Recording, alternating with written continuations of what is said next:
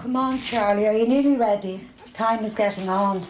If we change old habits now, for the last time, we leave it there.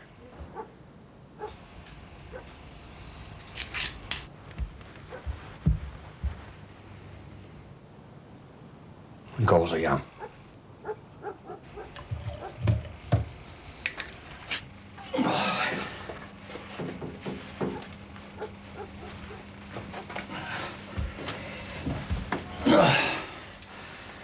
Oh, Charlie. You're very off now.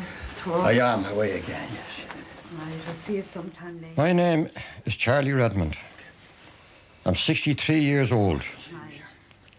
I've been a retired TPO sorter for over 6 years now, and I'm still trying to get used to all this free time in my hands.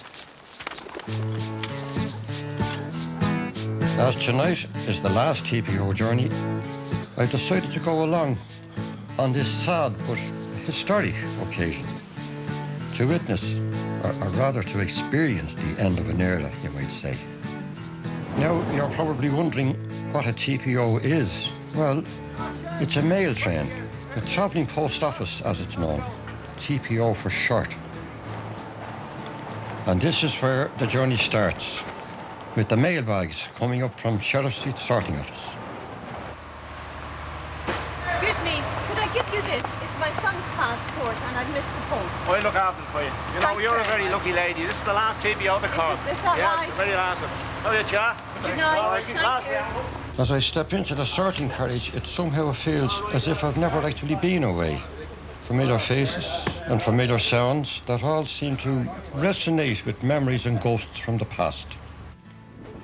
And so, for the last time, we shunt out of Connolly Station, exactly on schedule, at 10 minutes past 10, to weave our way southwards, like a stray dog rambling from one sleepy town to the next. Ironically enough, the first mail train to come into operation in this country was from Dublin to Cork in 1855, a case of the first shall be last and the last shall be first. This proved very efficient, and so by 1910 a total of 13 TPOs were in operation throughout the country.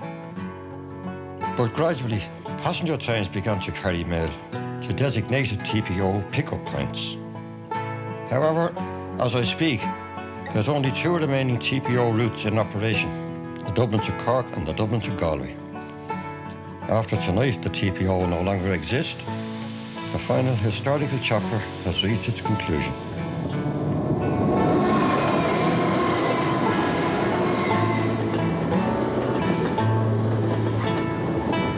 On this TPO, there are 2 sorting carriages with a skeleton crew working in each one. A storeroom divides both carriages. This is where the bags of sorted and unsorted mail are kept. Each bag of mail is brought into the sorting carriage where it will be broken down in priority to approaching stations. There's 7 divisions with 64 boxes in each division. These boxes are known as pigeonholes. Each pigeonhole has a particular destination mark on it. So all in all, there's a huge breakdown of mail.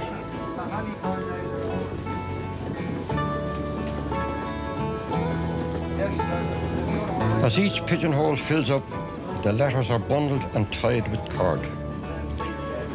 The objective is to get through the mail as quickly as possible, in order to stay ahead of the posse, you might say.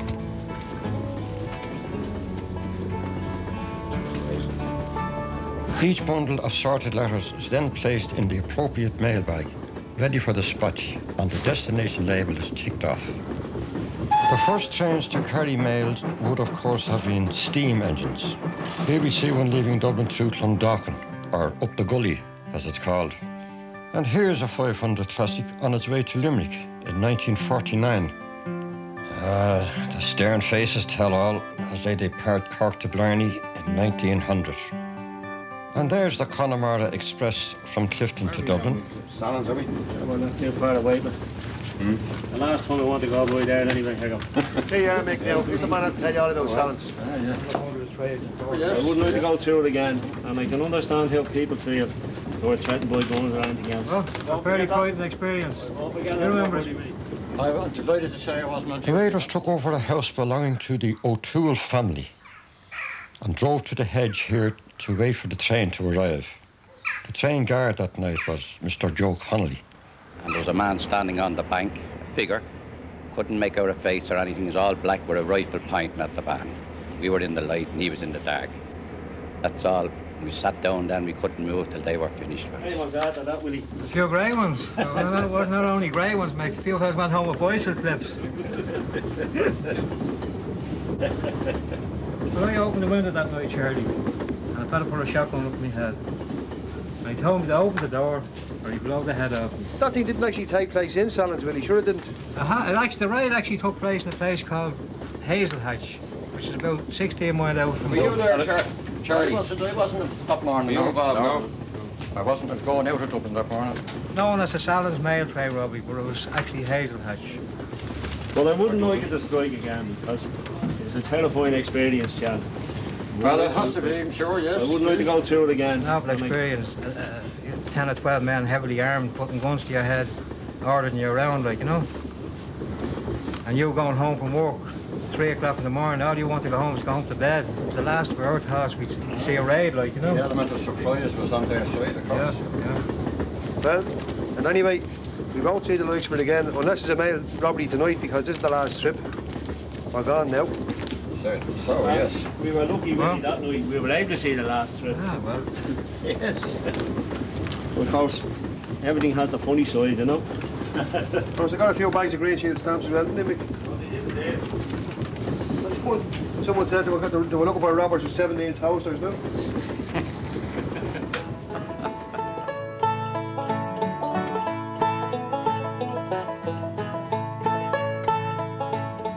As we rolled into Portlaoise, a strange silence surrounds the lads. The first leg of this final journey has been completed. From now on, it'll be legend.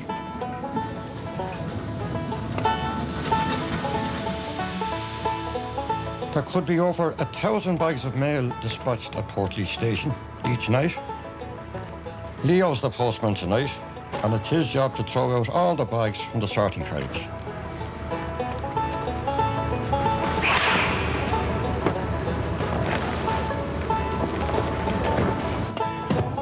These bags will then be sorted by station hands, according to the destination label on each bag.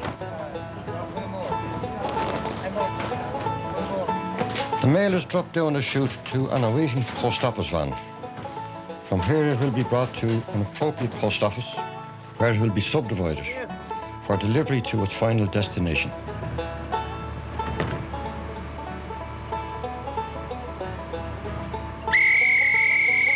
In 1878, a locomotive was specifically built for the American mail. This postcard from New York in 1907 would have taken 5.5 to 6.5 days. Now it could take up to 2 weeks or more. There's a postman wearing a British uniform in Dunmore East in 1905.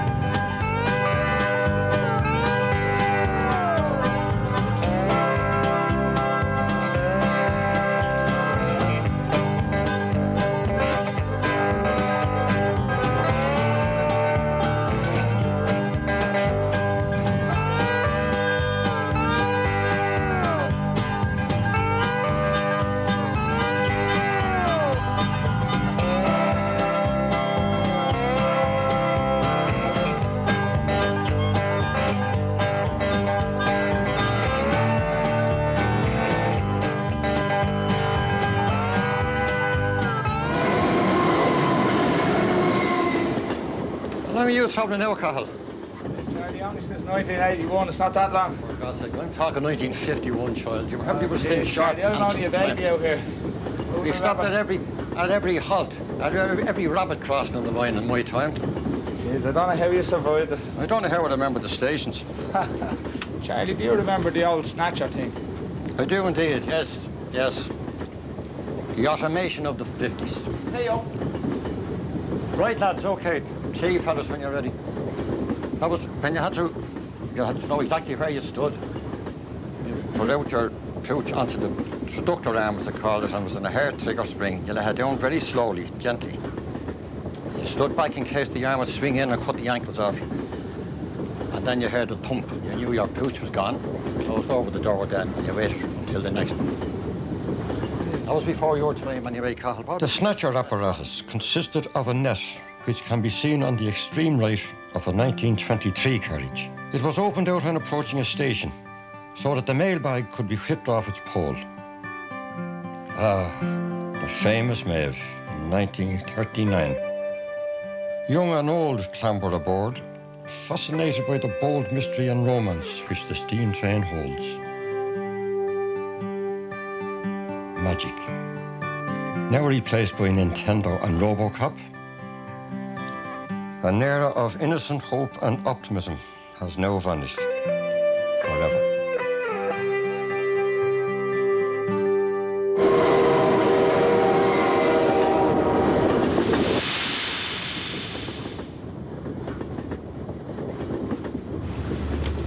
With the levels of a tea, Cathal. Looking forward to this. Of course you are, wouldn't we all? Just send in for a new kettle, Mick. Never let it be said Send in for a new kettle. We won't need it now that we're going. It's nearly knackered. That's a souvenir for you. Yeah, we take that for posterity. Forward to this. I've one of your sandwiches as well, That's Charlie. quite all right. Now we're coming into Torres now, All Char. right, away you go. Back where you were. Yingo. Jeez, Charlie, there's some stuff in that. That'll keep you awake and send you all the way to Cork. God, you're right. Hope there's enough for more. Oh, there is. Ready to buy our coffee, Char? Well, now, have to ask herself Hey, that. Char, we're running into Torres now. Remember the time we used to wave to the granny on the update? What was that about the granny there, Mikey? Ah, this lady used to wave to the train on the update. Years ago. And lads would all go out to the Just window, wave in it wave from out. the end of the house at the end of the station. There was one Christmas there, we got a pan out here, and somebody says, that pan is too good with this shower out here. So they wrapped it up and they sent it over a Christmas box with a box of chocolates. And we got a nice card and a thank you bag. And when the granny died, the lads sent a mass card and everything else, and they got a thank you from our family. How long ago? Ah, it's 25 years now. She's dead a few years now. But how did it ever start? Somebody says we have to wait to the granny on the update. You know, as fellas come out, Herself and the old granddad used to be waving at us that time. they graduated, everybody else did it, you know. I suppose such time as she died. And it was going on from that time. Now, it could have been going on before my time. Did anyone ever come across her at all in real life outside the railway? Never met her. Nobody, I don't think any of the lads ever met her. We had communication with her through the postman and tourists. I'd hardly recognise her anyway, only her hand waving over the hedge. What was the story when she did die eventually anyway, Mick? Well, the lads sent a mass card and condolences to her. And that was it. There was no more waving, you know. Very good indeed. And now, Charles, since you're talking about the granny, Rat Drum is still going strong. Give us the lowdown on that rat drum again. Oh, Rat Drum is the orphanage in Wicklow. Started in the office about 30 years ago, and we took it up out here about 25 years ago. And they're still collecting the office. So, Tony, Ratsy, There you go, Mick, stick me down. Stick me in, they Mick. have me list, Tony Brennan. Down there. I see, you know. And Hegel, we'll have your quid in there. How much would you have collected, would you say, since it started? 25 odd years or so. Well, over the years, every year they collect around £2,000 or £3,000. And the lads have all been contributing. I don't have to bother about it. I just come along. Before me, there was John Hanney and Tom Bermo started collecting. There you go, Mick. And Terry Redmond and John Lauder assist me when I'm on leave or whatever. I just hand it into George County office, and it all goes to Rat Room, to the orphanage. And they've had a good benefit down there, and even the lads even formed a scout troop down there and went down to visit them. It won't go on forever. The TPO was finished. After now, what happens then? Hope when the TPO was gone, unfortunately, that it will still continue in somewhere. We're a bit early here in Torres, Charlie. We have time for a pint. We drop down. Have a quick one. We've no reindeers in this pub. What? What's this about reindeers, cha? It's not every pub has a reindeer. I was in a pub in Cork one Christmas week. A friend of mine come in that loans a reindeer to a certain stores in Cork to drive the children around for the Christmas week. And he happened to come in for a pint when I was there with the reindeer in tow. He'd no antlers now, luckily enough. But of course I made a mess of it by mentioning it to some of my colleagues. And I haven't been let live it down yet. Yeah. However, we're going for this point now. I'll tell you more about it later on. Ah, yes, indeed. Vivid memories, which no doubt will continue to creep up upon us throughout this night's journey, no matter how much we try to resist their brittle sentiment. And so we reached Thurles, 10 minutes past midnight. Fortunately for us, we are a little ahead of schedule. This allows us time to indulge in some light refreshments. And we know the very place. I will indeed. That's good to be sure. Thank you, Dash.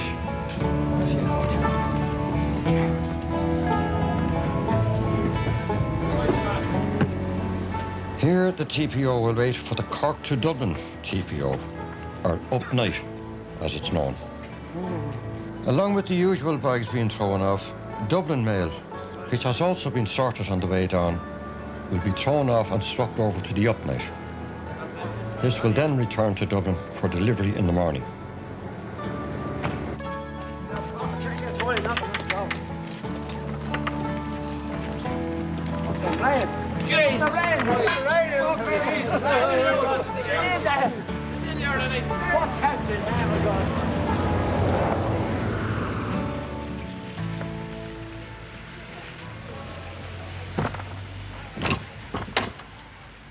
Two more, 4 pints, lads. Hello, thanks very much. See, you have a new man with you tonight. Oh, cheers. That's the train driver? No, that's Charlie. You see this? Is your train driver? Yes, train driver doesn't really have to drink.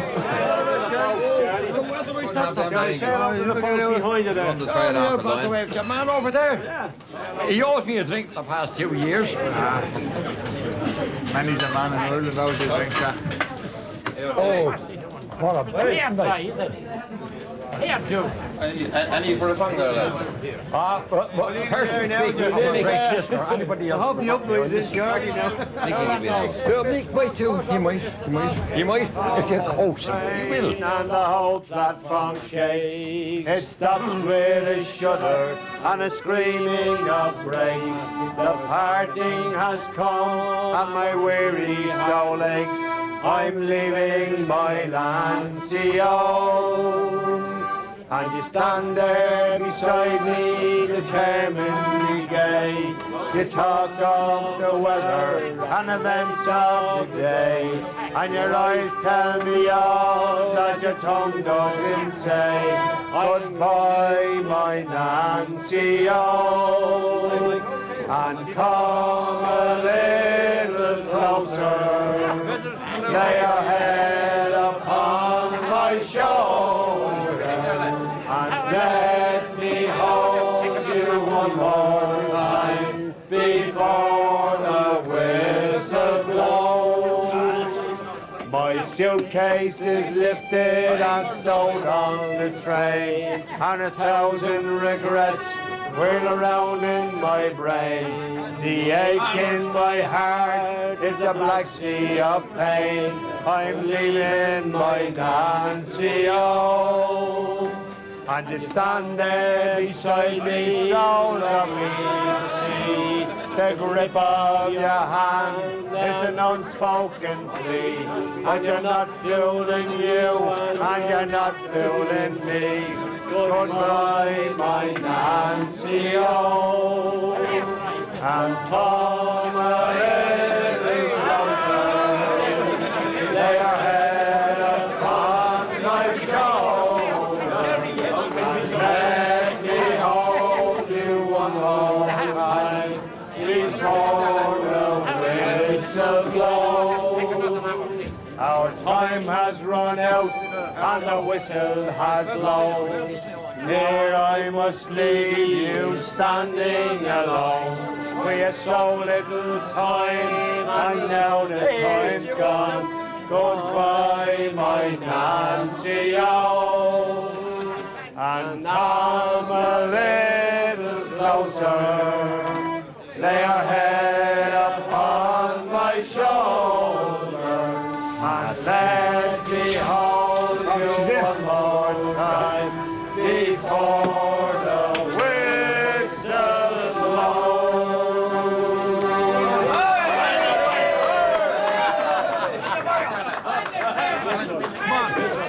Take another hour, please. Hold it. Finish this. Let's just take three.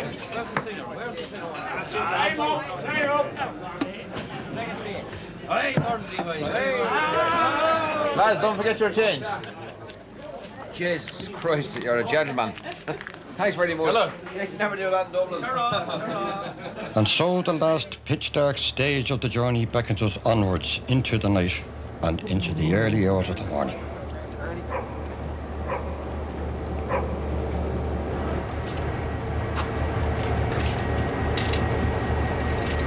Fuck, lads. See you, Mick. See you, Charlie.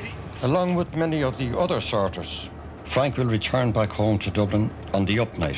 Hey, Frank. How Good are you? for me, you did. I have that guard ropes, great yeah. stuff. It's very hard to get them out. Say hard, thanks. I'm telling you. Okay, good Bye, luck. boy. See ya. Mind yourself.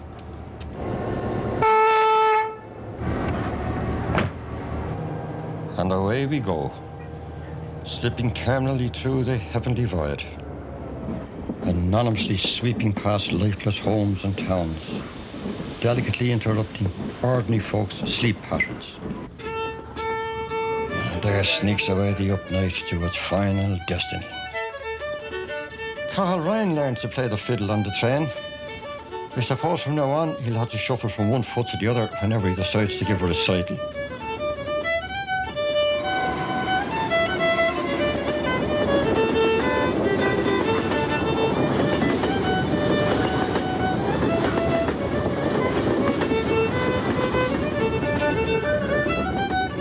Working on the TPO has been the happiest time of my life. I suppose because we are all in a confined space and we get to know each other pretty well. But it's a place where lasting friendships have been built up over the years. I'd do it all over again. For 37 years I trundled up and down, and tonight, as we pass through each station and landmark, all sorts of memories come flooding back. As we pass through Butterfant, I'm catapulted back to December 1955, when a liner ploughed into the back of the mail train at Mallow.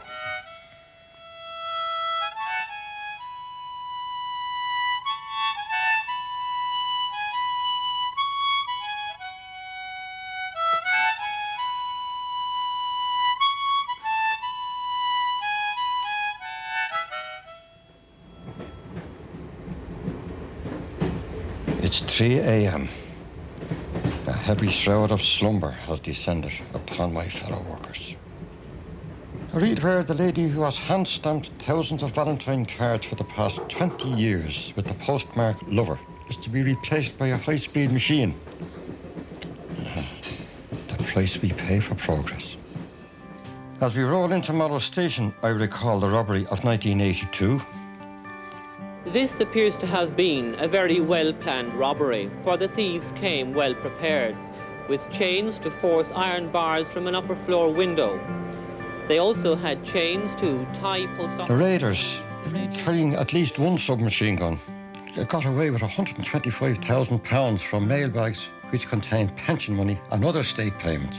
However, they missed out on a further £80,000 which had just been sent to East Kerry. It's 3:30 in the morning as we tremble modestly into Cork for the last time.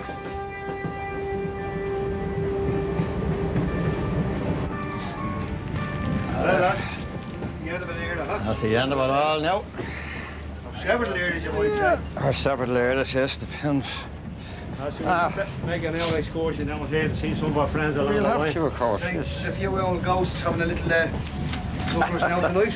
Go up to the bit to see Timmy. Have a good one up there. Never get any of your gear anyway. It was all great when it lasted, lads. That's the one thing about it. Julia Ballybrovey. Many more, chap. If you have to mention your name along the track, and we'll be safe. That's Not it now. forgetting the large bottles that we had en route. Exactly. That was the best ones you ever drank in your life. Okay, so Mikey, everybody got everything. Away we go, so.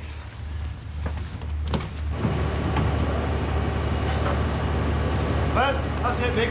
Last walk. Hello. Thank God. Hello. That's it. Yeah. Oh, never again. Thank you, God. Hey, hello, Jerry. What did you have in your hand there, Mick? This is the passport I'm doing. Looking after for that lady. Fair lady. And Esther, come on to the road. Right. You're right there, chap. Good you now, lads. As I step back inside the TPO for one last peek, I find it difficult to suppress 37 years of emotion. The end of an era. The chapter is now closed.